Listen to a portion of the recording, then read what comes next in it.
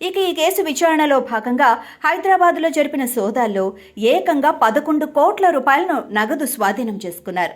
ఓ form హౌస్లో 12 అట్టపెట్టెల్లో ఉన్న 11 కోట్ల నగదు డంప్ గుర్తించారు.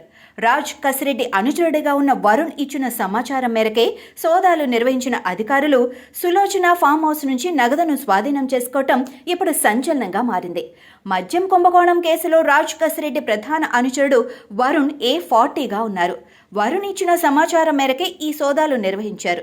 మద్యం స్కామ్ కేసులో జగన్ అరెస్టు తప్పదని టీడీపీ నేతలు పదే పదే చెబుతున్నారు. అయితే దీనిపై ఇప్పటి వరకు జనసేన బీజేపీ నేతలు ఎలాంటి ప్రకటనలు చేయటం లేదు. ఇదే సమయంలో బీజేపీ ఏపీ చీఫ్ మాధవ్ కీలక వ్యాఖ్యలు చేశారు.